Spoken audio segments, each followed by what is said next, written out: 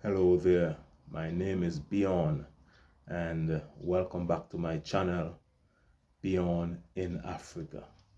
I normally say my name is Bjorn and I am in Africa. That is why this channel is called Bjorn in Africa. Now today is Sunday, it's about after 4 p.m.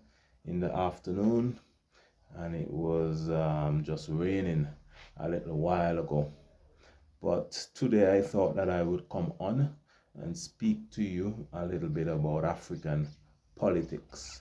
Now, 10 days from now, there is an election that will be held in South Africa, and it is said to be a historic election because, in South Africa, there's over 100 political parties there, but in the past few months, there has been an emerging political party called the MK political party, which is Jacob Zuma, the former Prime Minister of South Africa.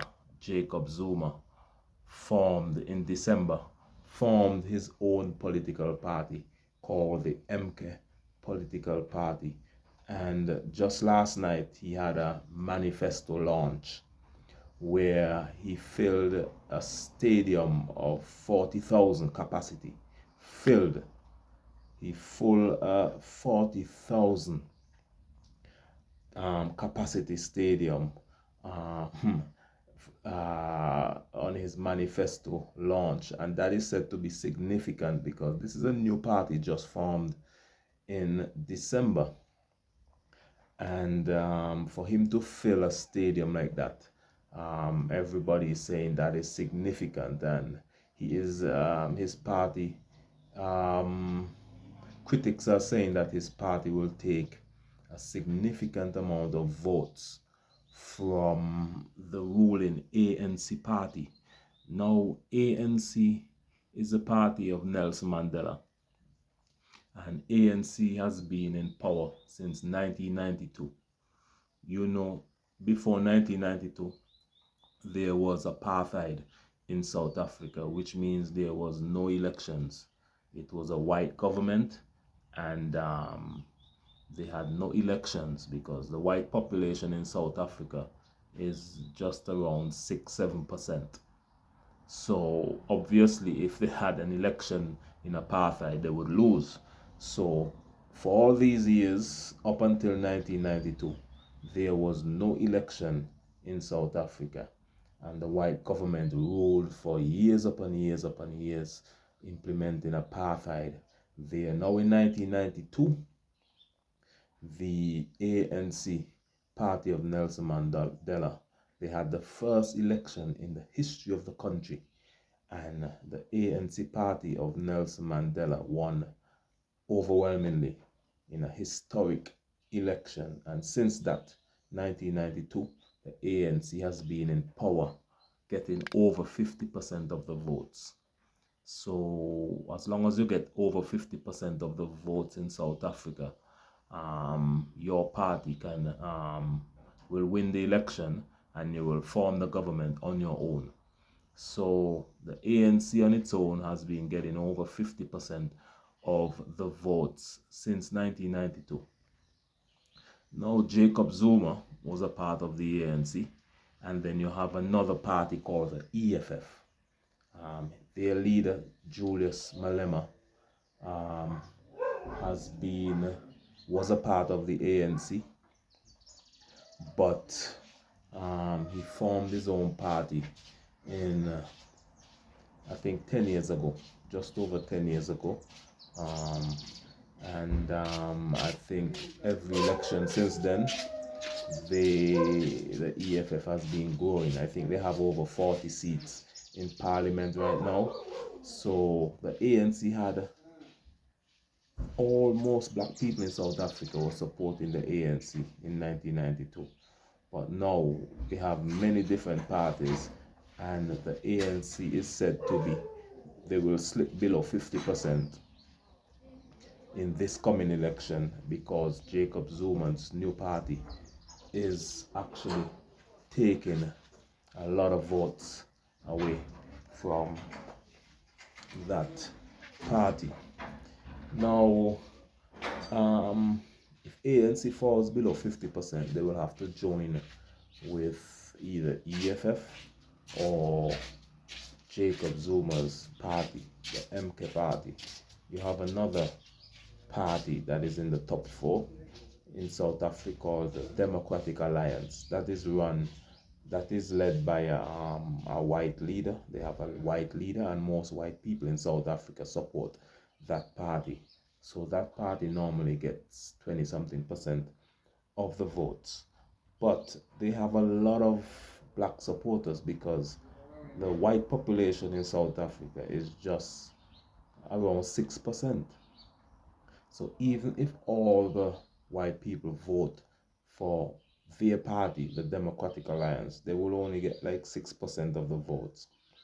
So that party has a number of black African supporters, and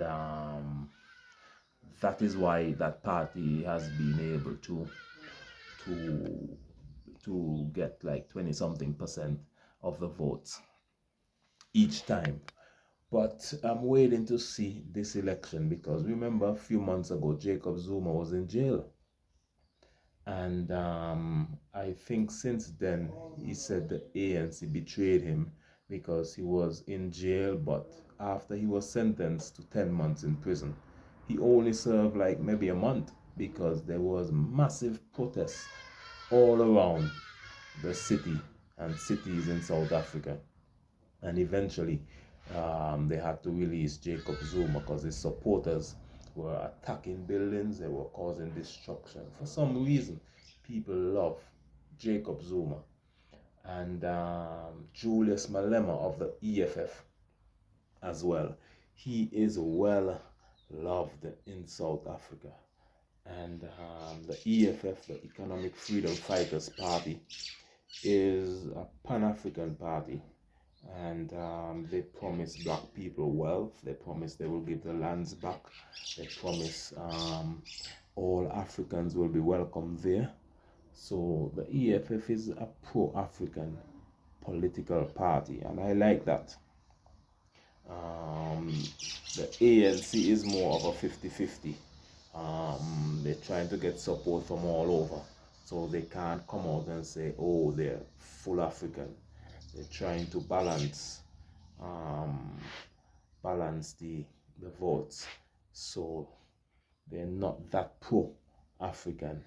And then you have the new MK party, which is people are saying is a Zulu party. Zulu is a tribe in South Africa, and people are saying it's a pro-Zulu party, which in Zulu is the biggest tribe in South Africa. I think, I don't know, maybe up to 30% of the people there are Zulu. And so that alone, they have a significant base. And Jacob Zuma would have delivered his manifesto speech, I think it was last night, in Zulu, all Zulu language, to a filled stadium. So the election will be 10 years, not 10 years, 10 days from now, and I will be paying close attention to that election in South Africa, because if there's a coalition government, the coalition can go this way.